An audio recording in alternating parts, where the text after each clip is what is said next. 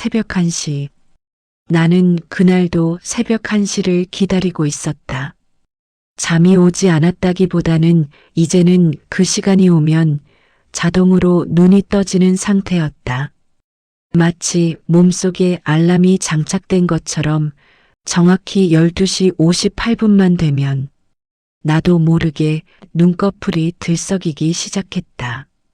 심장 박동도 빨라졌고 귀가 더 예민해졌다.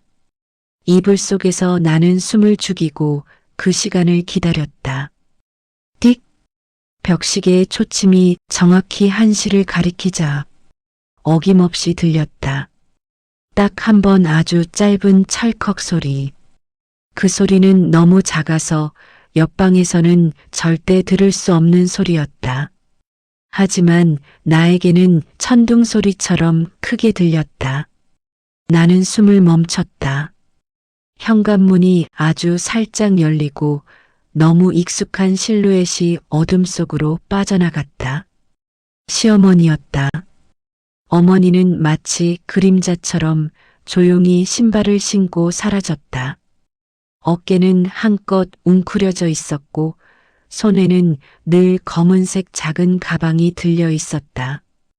그 가방은 낡았지만 어머니가 항상 소중히 다루는 물건이었다. 가방 손잡이는 닳아서 색이 바랬고 모서리는 해져 있었다.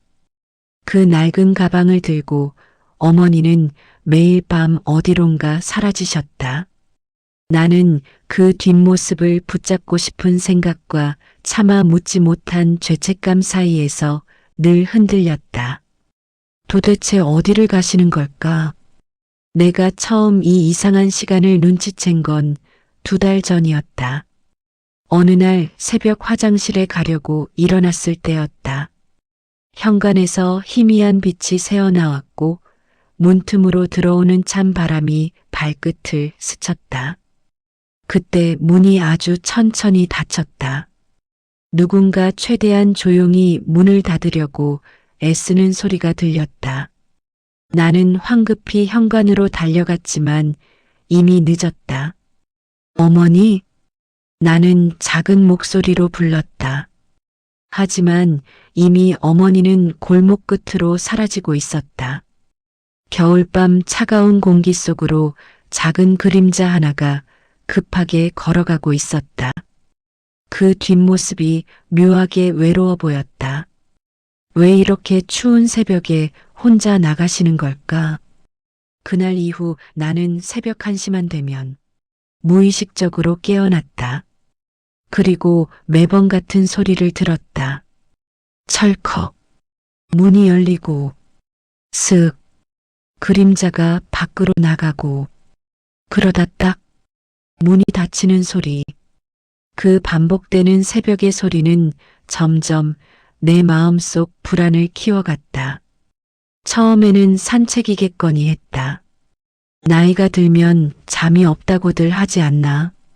하지만 매일같이 그것도 정확히 새벽 1시에 그것도 한겨울에 아무리 생각해도 이상했다. 아침이 되면 나는 반드시 물어보곤 했다. 어머니 새벽에 어디 다녀오셨어요? 어머니는 항상 같은 대답을 했다. 어유 그냥 바람 좀 쐬러. 나이 먹으니 잠도 없고 며느리한테 방해될까봐 살금살금 나갔다 온 거야. 걱정하지 마. 나는 그 답이 사실일 거라 믿으려고 했지만 아무리 생각해도 바람 쐬러라는 말이 맞지 않았다. 어머니의 손등엔 이상한 멍과 긁힌 자국이 늘어갔다. 어깨에는 파스가 붙어 있었고 허리에는 늘 통증이 있었다. 아침마다 일어나실 때 으윽하고 신음을 내시곤 했다. 계단을 오르내리실 때도 난간을 꼭 잡으셨다. 밥을 드실 때도 자꾸 한쪽 손목을 주무르셨다. 어머니 어디 아프세요? 병원 가보시는 게 어때요? 아이고 괜찮아. 그냥 나이 먹으면 그래. 병원 가봤자 똑같아. 약만 더 먹게 되지. 그런데도 어머니는 절대 신세지는 말을 하지 않았다. 늘 나는 괜찮다, 너희만 편하면 된다는 말만 반복하셨다.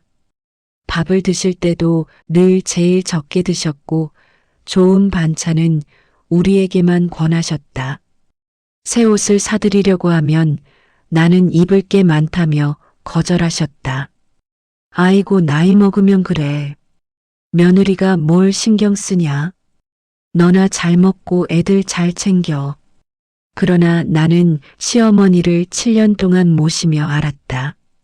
어머니는 거짓말을 못하는 분이면서도 자기 고생만큼은 절대 드러내지 않는 분이라는 걸, 평생을 그렇게 사셨다는 걸, 자신보다 가족을 먼저 생각하시는 분이라는 걸, 그래서 더 의심스러웠다.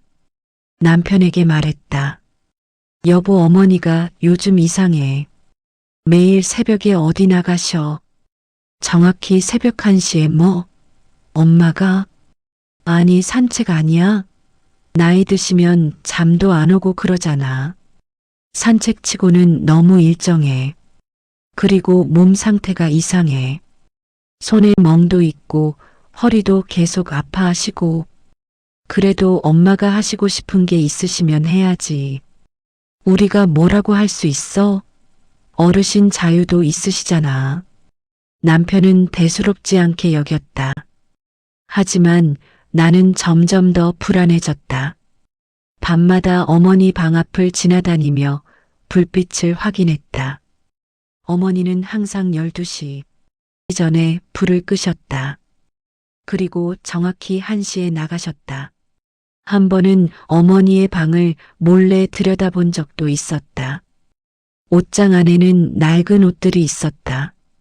일하는 옷처럼 보이는 편한 옷들. 그리고 작은 서랍에는 파스와 소염 진통제가 가득했다. 진통제 봉지는 거의 비어 있었고 새로운 것들이 계속 쌓여 있었다. 어머니 대체 무슨 일을 하고 계신 걸까? 결국 그날 밤 나는 결심했다. 오늘은 무슨 일이 있어도 따라가 본다. 벽시계는 어느새 12시 58분을 가리키고 있었다. 나는 후드 집업을 입고 조용히 방문 앞에 섰다. 심장이 두근거렸다. 만약 어머니가 나를 발견한다면 섭섭해 하시지 않을까? 배신감을 느끼시지 않을까? 하지만 이대로 모른 척할 수는 없었다. 어머니가 혹시 위험한 일을 하고 계신 건 아닐까? 누군가에게 협박을 받고 계신 건 아닐까? 온갖 상상이 머릿속을 휘젓고 다녔다. 1시가 되기 10초 전 19, 8. 내 심장 소리가 더 크게 들렸다. 54321. 그리고 철컥. 어머니는 고개를 숙인 채 살짝 절뚝거리며 현관문을 나섰다. 평소와 똑같은 검은 가방을 들고 평소와 똑같은 조심스러운 걸음으로 어머니는 문을 최대한 조용히 닫으셨고 골목 쪽으로 향하셨다. 나는 거리를 두고 따라갔다. 심장이 터질 것 같았다. 발소리가 날까봐 발끝으로 조심스럽게 걸었다. 어두운 골목을 몇 번 돌고 버스 정류장을 지나 큰 사거리까지 나오자 어머니는 멈춰 서서 뭔가를 기다리는 듯 주변을 두리번거렸다. 그 모습이 너무 익숙해 보였다. 마치 누군가를 기다리는 것 같았다. 차가운 새벽 공기가 뺨을 때렸다. 거리에는 아무도 없었다. 가로등 불빛만이 쓸쓸하게 길을 비추고 있었다. 그때였다. 멀리서 형광조끼를 입은 노인들 몇 명이 몰려오는 것이 보였다. 5명, 6명 모두 60대 이상으로 보이는 어르신들이었다. 그리고 그들 사이로 어머니가 자연스럽게 들어갔다. 마치 오래전부터 함께해온 사람들처럼. 나는 숨이 멎었다. 어머니. 그 모습은 내가 알던 시어머니의 모습이 아니었다. 한겨울에도 얇은 조끼를 입고 허리를 굽혀 누군가와 인사를 나누는 모습. 손바닥은 굳은 살이 단단히 박혀 있었고 그 작은 가방에서는 장갑 하나, 파스 하나, 그리고 낡은 물티슈가 보였다. 그리고 누군가가 말했다. 김 여사님, 오늘도 먼저 나오셨네요. 저희 반장은 역시 다르다니까. 항상 제일 먼저 오시더라고요. 반장? 어머니는 밝게 웃으며 말했다. 아이고 뭐려. 반장이 먼저 나와야 안전 점검이라도 하지. 오늘은 비가 와서 바닥이 미끄러워요. 다들 조심해야 해요.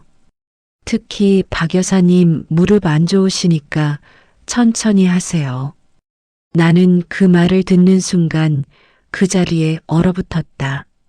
시어머니는 새벽 미화 반장이었다. 그러나 이건 시작에 불과했다. 나는 한동안 움직일 수 없었다. 내가 알고 있던 시어머니의 삶과 지금 눈앞에서 일어나고 있는 일이 전혀 이어지지 않았다. 어머니는 집에서 늘 피곤해 하셨다. 아침마다 허리를 붙잡고 일어나셨다. 소파에 앉으실 때도 아이고 하고 신음하셨다. 그런데 그 이유가 새벽 청소 때문이었다고? 왜 이런 일을 하시는 거지? 돈이 필요하신 건가? 우리한테 말씀하시지. 그런데 그 순간 미화반 총괄 반장으로 보이는 중년 남자가 말했다. 김 여사님, 오늘은 3구역부터 들어가요. 새벽 장사하는 분들이 물건 많이 내놨어요. 거기 먼저 정리하고 2구역으로 넘어가시면 됩니다. 오늘 인원이 적어서 좀 힘드실 텐데 괜찮으시겠어요? 어머니가 고개를 끄덕이며 장갑을 끼는 모습이 보였다. 그 장갑은 손가락 부분이 다 닳아서 구멍이 난 장갑이었다. 네, 먼저 쓸고 물 뿌릴게요. 반장님은 뒤에서 확인만 해주세요. 젊은 사람들 허리 다치면 안 되니까요. 무거운 건 제가 할게요. 반장이라는 단어가 계속 머릿속에 울렸다. 어머니가 반장? 그것도 새벽 청소 반장? 나는 재빠르게 가로등 뒤로 숨어 어머니가 어디로 향하는지 지켜봤다. 차가운 새벽 공기가 뺨을 때렸지만 나는 움직일 수 없었다. 온몸이 얼어붙은 것 같았다. 어머니는 허리를 숙여 바닥 쓰레기를 모으며 다른 어르신들에게 안전한 곳, 미끄러운 곳, 주의할 곳 등을 꼼꼼하게 알려주고 있었다. 박 여사님, 여기 어제 배달 오토바이가 넘어졌어요. 오늘은 조심해야 해요. 기름 자국이 아직 남아있어서 미끄럽거든요. 이쪽으로 돌아가세요. 아이고, 김 여사님 없었으면 어쩔 뻔했나 몰라. 진짜 여기 위험한데 말이야. 어제 제 친구가 여기서 넘어질 뻔했다니까요. 연세 있으신데 반장까지 맡으시니 고생 많으세요. 저희는 그냥 청소나 하면 되는데 김 여사님은 책임까지 지시니까. 그럴 때마다 어머니는 어김없이 말했다. 내가 할 수 있으니 하는 거예요. 나이 먹었다고 집에만 있으면 더 늙는다니까. 몸 움직여야 정신도 맑아지고 좋아요. 그리고 우리가 안전하게 해야 다른 분들도 안전하게 일하시잖아요. 그러나 그 웃음 아래 감춰진 고통은 너무 뻔히 보였다. 어머니는 종종 허리를 붙잡고 숨을 몰아쉬었다. 손등에 파스가 붙어 있었고 위로 올라간 옷 사이로 멍이 선명히 보였다. 무거운 쓰레기 봉투를 끌 때마다 얼굴이 일그러졌다. 하지만 어머니는 결코 약한 모습을 보이지 않으려 했다. 괜찮아요, 괜찮아요. 이 정도는 아무것도 아니에요. 그러나 무거운 표정을 한 번도 짓지 않았다. 항상 웃으며 다른 사람들을 먼저 챙기셨다. 나는 그걸 보고 또 숨이 막혔다. 어머니, 이걸 혼자 하고 계셨던 거예요. 내 눈에 눈물이 맺혔다. 우리는 집에서 편하게 자고 있었다. 따뜻한 이불 속에서 아무 걱정 없이. 그런데 어머니는 매일 새벽 1시에 일어나 이 추운 거리를 닦고 계셨던 것이다. 그때였다. 총괄 반장이 다시 말했다. 아, 김 여사님. 끝나고 병원 가실 거죠? 어제 환자분 많이 힘들어 하시던데. 502호 할아버지가 계속 김 여사님 찾으셨어요. 밤새 잠도 못 주무셨대요. 병원? 어머니가? 내 귀가 의심스러웠다. 청소 끝나고 또 병원에 간다고? 반장은 자연스럽게 말을 이어갔다. 그래도 김 여사님이 가면 502호 할아버지가 꼭 웃으시더라고요. 노래 불러주신다면서요? 어제도 김 여사 언제 오냐고 계속 물어보시더라니까요. 가족분들도 못 오시는데 김 여사님이 계셔서 다행이래요. 어머니가 대답했다. 아이고, 그냥 재워드리는 거지. 자식들이 못 오는 날이 더 많으니까 누군가 옆에 있어주는 게 위로가 되는 거 아니겠어요. 그분도 외로우실 텐데. 나는 충격이 겹쳐 정신이 어지러웠다. 어머니는 새벽 청소를 한 뒤 또 병원으로 가고 있었다. 그건 돈을 벌기 위해서일까? 아니면 누군가를 돕기 위해서일까? 도대체 어머니는 하루에 얼마나 일하시는 거지? 새벽 2시 30분 미화. 작업이 끝나갈 무렵 어머니는 작은 가방을 챙기며 다른 어르신들과 인사를 나눴다. 오늘도 고생하셨어요. 다들 조심히 들어가세요. 내일 또 봬요. 김 여사님도요. 병원 가시는 거 조심하시고요. 너무 무리하지 마세요. 내 걱정 마세요. 어머니는 천천히 걸어가기 시작했다. 그 뒷모습이 너무 작아 보였다. 어깨가 축 처진 모습 절뚝이는 걸음걸이. 하지만 어머니는 멈추지 않으셨다. 그때 어머니의 작은 가방이 열리며 무언가 떨어졌다. 나는 재빨리 주워서 보았다. 그것은 병원 영수증이었다. 그리고 그 밑에는 아주 익숙한 이름이 있었다. 장영희. 진료비 대납 김정자. 장영희. 내 어머니.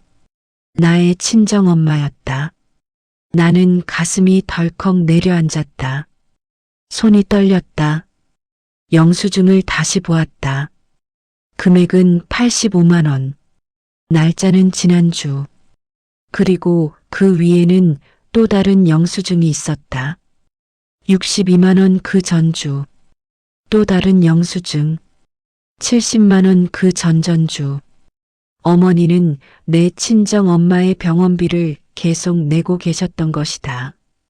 몇 달째 혼자서. 어머니. 나는 그 자리에 주저앉아 울음을 참았다. 입을 막고 소리 없이 울었다. 영수증을 손에 쥔 채 어머니의 뒷모습을 바라보았다. 어머니는 이미 저 멀리 가고 계셨다. 병원으로. 또 누군가를 돌보러. 나는 충격으로 움직이기도 힘들었지만 어머니 뒤를 끝까지 따라가야겠다고 생각했다. 이제 와서 멈출 수 없었다. 나는 어머니가 얼마나 많은 짐을 짊어지고 있는지 끝까지 봐야만 했다. 그래야 내가 뭘 해야 할지 알 수 있을 것 같았다. 새벽 2시 40분 어머니는 구청 미화 업무를 마치고 조용히 택시를 탔다. 평소 같으면 절대 택시를 타지 않으시는 분인데 아마 시간이 급했던 모양이다. 어머니는 항상 택시비 아까워서 버스 타야지라고 하셨는데 나는 손을 들고 또 다른 택시를 잡아 거리 몇백 미터 뒤에서 따라붙었다. 저 택시 따라가 주세요. 네. 아, 예. 알겠습니다. 택시 기사님은 의아한 표정을 지었지만 더 묻지 않았다. 백미러로 나를 힐끔 보더니 조용히 운전에 집중했다. 택시는 인적 드문 도심 외곽의 병원 앞에서 멈췄다. 호스피스 병원. 호스피스. 마지막을 준비하는 사람들이 머무는 곳. 나는 그 간판을 보는 순간 또 한 번 충격을 받았다. 어머니가 가시는 곳이 호스피스라니. 어머니는 이미 익숙한 듯 병원 뒷문으로 들어갔다. 정문이 아닌 뒷문. 직원 출입구였다. 경비원이 어머니를 보고 고개를 끄덕이며 문을 열어주었다. 나는 조심스럽게 뒤를 따랐다. 문틈 사이로 어머니의 모습을 보았다. 그곳은 조용했다. 누군가 마지막 순간을 견디는 병동답게 숨막힐 정도로 적막했다. 복도에는 희미한 조명만 켜져 있었고 어디선가 기계음이 들렸다. 경비원이 말했다. 김 여사님, 오늘도 오셨어요. 고생이 많으세요. 오늘은 502호 먼저 부탁드려요. 밤새 많이 아프셨답니다. 가족분들도 오늘은 못 오신대요. 멀리 계셔서요. 어머니는 고개를 끄덕였다. 네, 천천히 닦아드릴게요. 깨끗한 게 편안함을 조금이라도 줄 거예요. 방 청소하고 손발 닦아드리고 올게요. 오늘 컨디션 어떠세요? 많이 힘들어 하세요. 아까 간호사님이 진통제 드렸는데도요. 알겠어요. 제가 얘기 좀 해드릴게요. 나는 문 뒤에서 숨을 삼켰다. 어머니는 비어있는 병실 바닥을 닦고 복도를 정리하고 조용히 502호로 들어갔다. 나는 살금살금 복도 끝까지 따라가 문틈으로 안을 들여다보았다. 어머니는 환자의 손을 잡고 조용히 말했다. 할아버지 많이 힘드시죠? 괜찮으실 거예요. 제가 옆에 있어요. 오늘은 손발 따뜻하게 닦아드릴게요. 땀도 닦아드리고요. 환자는 미약한 목소리로 말했다. 김 여사 고맙습니다. 덕분에 편안해요. 밤이 외롭지 않아요. 천만에요. 제가 할 수 있는 일인걸요. 잠깐만 기다리세요. 어머니는 따뜻한 물에 수건을 적셔 환자의 손을 조심스럽게 닦아주었다. 정말 조심스럽게 마치 아기를 다루듯이. 그리고 발도 닦아주고 얼굴도 닦아주었다. 환자는 눈을 감고 편안한 표정을 지었다. 그리고 어머니는 나직이 노래를 불렀다. 산 너머 남촌에는 누가 살길래 만날 때면 언제나 그리워 울었나? 그 노래는 내가 어렸을 때 어머니가 불러주시던 노래였다. 아플 때마다, 무서울 때마다, 잠이 안 올 때마다 어머니는 그 노래를 불러주셨다. 그 노래를 들으면 마음이 편안해졌다. 환자는 눈을 감으며 말했다. 이 노래 우리 엄마가 불러주던 그 노래네요. 오래간만에 듣네요. 어릴 적 생각이 나요. 엄마 품에 안겨서 듣던 노래. 어머니는 살짝 미소 지었다. 나도 엄마였지요. 밤마다 애들 재우고 새벽에는 일 나가고 그때도 이런 노래 많이 불러줬어요. 애들이 아플 때, 무서워할 때 이 노래 불러주면 금방 잠들었거든요. 엄마 보고 싶네요. 많이 보고 싶으시죠? 지금 엄마 곁에 계실 거예요. 항상 곁에서 지켜보고 계실 거예요. 나는 그 얘기를 듣고 가슴이 먹먹해졌다. 눈물이 또 흘렀다. 어머니는 새벽에 청소를 하고 여기 와서 이렇게 환자들을 돌보고 계셨던 것이다. 그 순간 경비원이 복도에서 어머니를 부르는 소리가 들렸다. 김 여사님 잠깐만요. 어머니가 환자에게 금방 올게요라고 말하고 복도로 나왔다. 경비원이 조심스럽게 말했다. 김 여사님 다음 주 진료비는 걱정하지 마세요. 제가 원장님께 말씀드려서 잘 처리해 둘게요. 그 집은 정말 형편이 어려우시니까 저희가 좀 도와드려야죠. 김 여사님이 말씀하신 그 환자분 말이에요. 어머니가 대답했다. 아이고 죄송해요. 그 집은 정말 사정이 어려우니까 그나마 제가 좀 도와야지요. 자식들도 다 어렵고 할머니 혼자 계시는데 병원비까지 걱정하시면 얼마나 마음 아프시겠어요. 아픈 것도 서러운데 김 여사님 같은 분이 계셔서 저희도 힘이 납니다. 정말 감사해요. 덕분에 저희도 보람을 느껴요. 아니에요. 제가 할 수 있는 일이니까요. 나는 몸에서 힘이 빠져 복도 바닥에 주저앉았다. 어머니가 한밤중에 사라졌던 이유, 우리에게 말하지 않았던 이유, 늘 피곤해 보였던 이유, 손에 멍이 있던 이유, 허리가 아프신 이유, 모두 여기 있었다. 새벽 청소, 호스피스 청소, 그리고 내 친정 엄마의 의료비까지, 다른 환자들의 병원비까지, 그 모든 것을 혼자 감당하고 계셨던 것이다. 내가 어머니에게 한 말들이 떠올랐다. 어머니 요즘 자꾸 나가시고 무슨 일 있는 거 아니에요? 어머니가 그러다 허리 다치시면 어떡해요? 나이가 있으시잖아요. 아이고 어머니도 이제 좀 쉬세요. 우리가 다 할게요. 요즘 왜 그렇게 피곤해 보이세요?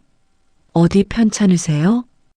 그 말들 속에 숨겨져 있던 건 걱정이 아니라 내가 모르는 오해였다. 나는 어머니가 어디 나쁜 곳을 다니시는 건 아닐까, 무슨 문제가 있는 건 아닐까 의심했다. 혹시 도박이라도 하시는 건 아닐까, 누군가에게 돈을 빌려주시는 건 아닐까, 온갖 생각을 다 했다. 하지만 어머니는 그저 누군가를 돕고 계셨다. 나는 그 자리에서 울고 싶었다. 아니, 이미 울고 있었다. 소리 없이 눈물이 멈추지 않았다. 그때 병원 복도에서 어머니가 나오는 모습이 보였다. 흐린 병동 조명 아래 어머니는 정말 작은 사람처럼 보였다. 그런데 그 작은 사람이 누군가의 마지막을 지키고 어딘가의 새벽을 닫고 우리 가족을 지켜왔다는 사실이 나를 완전히 무너뜨렸다. 어머니는 천천히 걸어 나오며 작은 한숨을 내쉬었다. 피곤한 얼굴이었다. 하지만 그 얼굴에는 여전히 평온함이 있었다. 뭔가 해냈다는 표정이었다. 나는 떨리는 목소리로 말했다. 어머니. 어머니는 깜짝 놀란 표정으로 나를 보았다. 손에 들고 있던 걸레가 떨어질 뻔했다. 너 여기 왜 와? 이 시간에? 어떻게 여기를? 나는 손에 쥐고 있던 영수증을 내밀었다. 손이 떨렸다. 어머니, 이거 왜 제 친정엄마 병원비를? 어머니는 한참 동안 말이 없었다. 그저 내 손에 들린 영수증을 바라보고만 있었다. 그 눈빛에는 놀람도 있었고 안타까움도 있었고 걱정도 있었다. 그러다 아주 천천히 입을 열었다. 따라왔구나. 언제부터? 새벽 1시부터요. 어머니가 나가시는 거 다 봤어요. 청소하시는 것도 여기 오시는 것도. 어머니는 병원 밖 벤치로 나가며 말했다. 앉아라. 나는 어머니 옆에 앉았다. 새벽 공기는 차가웠지만 어머니의 손은 더 차가웠다. 나는 어머니 손을 잡았다. 그 손은 거칠었다. 굳은 살이 박혀 있었고 상처도 있었다. 네 친정엄마 병원비 때문에 고민한 거 내가 몰랐을까? 나는 말을 잇지 못했다. 어머니가 또 말했다. 내가 애 키우느라 얼마나 힘든지 내가 아는데 거기다 친정엄마까지 아프면 얼마나 버거웠겠니? 밤마다 한숨 쉬는 소리 다 들렸어. 방에서 혼자 우는 소리도 들렸고, 어머니, 그래서 대신 내어드린 거야. 병원비를. 하지만 어머니도 힘드시잖아요. 이렇게 새벽마다 일하시고 몸도 아프신데 왜 우리한테 말씀 안 하셨어요? 어머니는 고개를 끄덕였다. 가족이 아프면 누군가가 버팀목이 되어야 하지 않겠니? 내가 힘들어하는 걸 보고만 있을 수 없었어. 내가 할 수 있는 일이 있다면 해야지. 그게 가족이잖니. 그래도 이렇게까지 아프지. 허리도 아프고 다리도 아파. 아침에 일어나면 온몸이 쑤셔. 그런데 말이야, 그보다 더 아픈 게 있어. 내 가족이 고통받는 걸 보는 게 더 아파. 내가 밤마다 한숨 쉬는 걸 보는 게 더 아파. 나는 눈물이 터질 것 같아서 입술을 꽉 깨물었다. 그때 어머니의 손이 내 시야에 들어왔다. 어머니의 왼손 약지에는 항상 끼고 있던 결혼 반지가 보이지 않았다. 그 자리에는 흰 살만 남아 있었다. 어머니 반지는? 어머니는 아무렇지 않은 듯 말했다. 아, 그거 한 번쯤은 손에서 내려놓을 때도 있는 거야. 누군가의 손을 잡아주려면 반지보다 중요한 게 있으니까. 설마 반지를 파신 거예요? 응. 필요한 사람이 있었으니까. 내 친정엄마 수술비가 부족하다고 했잖니. 그때 팔았어. 어머니, 그건 아버지가 주신 반지잖아요. 결혼할 때 받으신 거잖아요. 어떻게? 어머니는 내 손을 잡았다. 그 차가운 손으로 내 손을 꽉 잡았다. 반지는 물건이야. 하지만 사람은 물건이 아니잖니. 네 친정엄마가 아프신데 반지가 뭐 그리 중요하냐? 내 손에 반지가 없어도 내 아버지는 내 마음속에 있어. 항상. 어머니. 그리고 말이야, 네 친정엄마가 건강해지시는 게 나한테는 더 큰 반지야. 내가 웃는 얼굴로 사는 게 나한테는 더 소중한 보석이야. 내가 행복해야 나도 행복해. 그게 엄마 마음이야. 나는 더 이상 참지 못하고 어머니 품에 안겨 울었다. 소리내어 울었다. 이제는 참을 수 없었다. 어머니 정말 죄송해요. 제가 몰랐어요. 제가 너무 몰랐어요. 어머니가 이렇게까지 하고 계신 줄. 어머니는 내 등을 토닥이며 말했다. 몰랐던 게 죄는 아니다. 알았으면 내가 더 힘들어했을 거야. 나는 그게 싫었어. 내가 웃으며 사는 게 좋았어. 그게 나한테는 보람이었어. 하지만 어머니 이건 너무해요. 혼자 이렇게. 혼자 아니었어. 새벽마다 함께하는 사람들도 있었고 병원분들도 도와주시고 그리고 무엇보다 너희가 있다는 생각이 나를 버티게 했어. 그때 멀리서 누군가 뛰어왔다. 김 여사님, 큰일 났어요. 미화반 젊은 직원이었다. 숨을 헐떡이며 달려온 그는 급하게 말했다. 쓰레기차가 미끄러져서 넘어지게 생겼어요. 운전하시던 분이 차 안에 갇혔어요. 사람이 다쳤어요. 빨리 오셔야 해요. 어머니는 놀라며 벌떡 일어나 뛰기 시작했다. 어디? 얼른 가자. 다친 사람은 괜찮아? 다리가 끼었대요. 빨리 와주세요. 나는 따라가며 떨리는 마음을 애써 붙잡았다. 어머니 대체 얼마나 많은 걸 짊어지고 계셨던 거예요. 쓰레기차는 빗길에 미끄러져 횡단보도 근처에서 기울어져 있었다. 운전자가 차 안에서 고통을 호소하며 울부짖고 있었다. 차 문이 찌그러져 열리지 않았다. 다른 미화원들이 모여 있었지만 어떻게 해야 할지 몰라 우왕좌왕하고 있었다. 살려주세요. 다리가 끼었어요. 너무 아파요. 어머니는 제일 먼저 달려가 차 문을 열려고 애쓰며 소리쳤다. 고인목, 고인목 어디 있어요? 차 고정시켜요. 사람 먼저 빼요. 빨리. 총괄 반장은 허둥지둥 외쳤다. 김 여사님 위험해요. 뒤로 가세요. 차가 넘어질 수도 있어요. 소방서에 연락했으니까 기다려요. 그럼 늦어요. 지금 당장 빼야죠. 어머니는 단호했다. 저 사람 젊은 사람이고 애 키우는 집 가장이에요. 우리보다 먼저 살려야죠. 뒤로 비켜요. 고인목 가져오세요. 하지만 빨리요.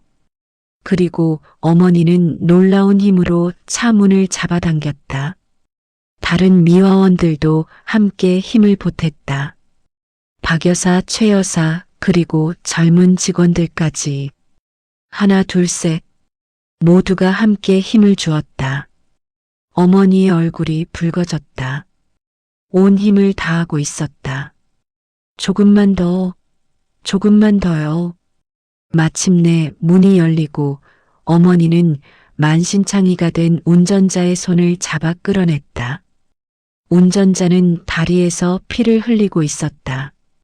어머니는 재빨리 자신의 조끼를 벗었다. 괜찮아요, 괜찮아요. 이제 안전해요. 숨 크게 쉬세요.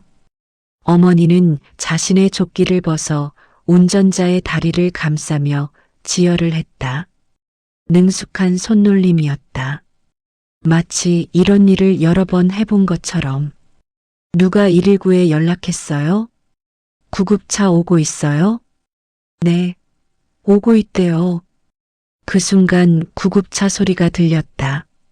어머니는 구급대원들에게 상황을 설명했다. 다리가 끼어 있었어요. 출혈이 있고요. 의식은 있어요. 네, 알겠습니다. 수고하셨어요. 구급차가 운전자를 싣고 떠난 후 어머니는 바닥에 주저앉으며 헐떡였다. 손이 떨리고 있었다. 너무 힘을 쓰셔서 그런 것 같았다. 나는 그 광경을 보며 눈물이 멈추지 않았다. 달려가서 어머니를 안았다. 어머니 괜찮으세요? 다치신 데는 없으세요? 괜찮아, 괜찮아. 하지만 어머니 손은 떨리고 있었다. 온몸이 떨리고 있었다. 어머니, 왜 혼자서 이 고생을 왜 우리한테 말씀 안 하셨어요? 어머니는 숨을 고르며 말했다. 나 혼자서 한 적 없다. 새벽마다 함께하는 사람들이 있어. 그리고 너희가 있다는 생각만으로도 나는 버틸 수 있었어. 너희가 건강하고 행복하면 그걸로 충분해. 하지만 왜 말 안 했어요? 왜 숨겼어요? 우리한테 말했으면 도와드렸을 텐데, 함께 했을 텐데. 어머니는 바람에 젖은 머리칼을 털며 말했다. 내가 알아버리면 마음 아플까봐. 그리고 말이야, 어른이 먼저 틀을 바꾸면 집안이 편해진다. 그게 내가 평생 배운 거야. 내가 참으면 너희가 편하잖니. 어머니, 그건 잘못된 거예요. 가족은 함께 짊어지는 거예요. 내가 힘들어도 너희가 편하면 그걸로 됐어. 그게 나한테는 행복이야. 너희 웃는 얼굴 보는 게 내 행복이야. 나는 울먹이며 말했다. 어머니 정말 죄송해요. 제가 너무 몰랐어요. 어머니가 이렇게 힘드신 줄. 어머니는 내 어깨를 가볍게 두드렸다. 몰랐던 게 죄는 아니다. 보게 된 다음이 내가 어떻게 할지가 중요한 거지. 이제 알았으니 앞으로 어떻게 할 건지 그게 중요해.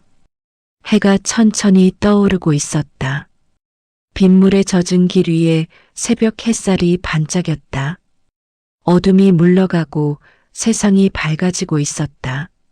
새로운 하루가 시작되고 있었다. 나는 조용히 속삭였다. 어머니, 이제부터는 제가 어머니의 새벽이 되어 드릴게요. 혼자 지지 마세요. 저도 이제 어머니를 지킬 수 있는 사람이에요. 함께해요. 어머니는 피곤한 얼굴로 웃었다. 그래, 일단은 집에 가서 따뜻한 밥이나 먹자. 새벽 닫고 먹는 밥이 세상에서 제일 맛있다. 내 남편도 깨어 있을 텐데 걱정하겠다. 나는 어머니의 손을 붙잡았다. 작고 굳은 그 손이 우리 가족을 지켜온 손이라는 사실이 이제야 뼛속까지 느껴졌다. 그 손에 새겨진 굳은 살 하나하나가, 상처 하나하나가 우리를 위한 것이었다. 그리고 그날 이후 우리 집의 시계는 새벽 1시를 잊지 않았다. 나는 어머니와 함께 새벽 일터로 나갔다. 처음에는 반대하셨지만 나는 끝까지 설득했다.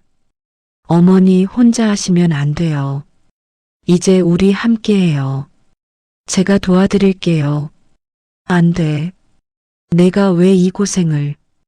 어머니가 하실 수 있으면 저도 할 수 있어요. 제발 혼자 하지 마세요. 남편도 알게 되었다. 처음에는 충격을 받았지만 곧 이해했다. 그리고 남편도 주말마다 함께 나왔다. 엄마 저도 도와드릴게요. 주말에는 제가 나올게요. 아니야, 너는 쉬어야지. 엄마 혼자 하시는 게 더 힘들어요. 우리 함께해요. 우리는 함께 새벽 거리를 닦았다.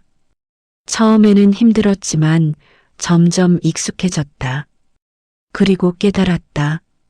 새벽을 닦는다는 건 단순히 거리를 청소하는 게 아니라는 것을, 그건 누군가의 하루를 준비하는 일이라는 것을, 누군가가 안전하게 걸을 수 있도록 깨끗한 아침을 맞이할 수 있도록 준비하는 일이라는 것을. 어머니는 말했다. 봐라. 우리가 닦은 길로 아이들이 학교 가고 사람들이 출근하잖니. 그게 보람이야. 누군가의 하루가 우리 손에서 시작되는 거야. 우리가 닦은 길을 밟고 누군가 행복해진다면 그게 우리의 보람이야. 그리고 병원도 함께 갔다. 호스피스 병동의 환자들은 우리를 반겼다. 김 여사님, 며느리분도 오셨네요. 반갑습니다. 네, 이제 우리 함께 올 거예요. 어머니 혼자 하시게 할 수 없어서요. 가족이 함께하니 보기 좋네요. 친정엄마의 병원비도 우리가 함께 나누기로 했다. 어머니는 처음엔 거절했지만 나는 단호하게 말했다. 어머니, 이건 제 엄마예요. 제가 당연히 해야 할 일이에요. 혼자 지실 필요 없어요. 이제 우리가 함께 할게요. 하지만 어머니가 혼자 하신 것도 이미 너무 많아요. 이제는 저희 차례예요. 제발 받아주세요. 어머니는 눈물을 글썽이며 말했다. 고맙다, 정말 고맙다, 이렇게 말해줘서. 그리고 어머니의 반지.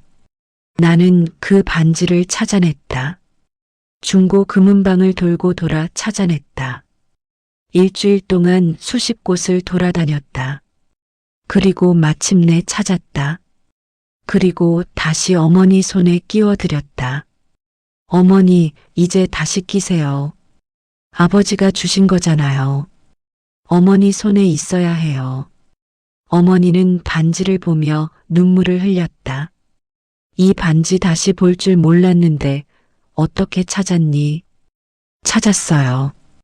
어머니를 위해서라면 뭐든 할 수 있어요. 고맙다, 정말 고맙다. 어머니가 사람을 소중히 여기듯이 저도 어머니를 소중히 여겨요. 이 반지는 어머니 손에 있어야 해요. 아버지도 그걸 원하실 거예요. 누가 새벽을 닦는지 아는 순간 우리는 서로의 어둠도 함께 닦아내기 시작했다. 어머니는 더 이상 혼자가 아니었다. 우리는 함께였다. 그리고 깨달았다.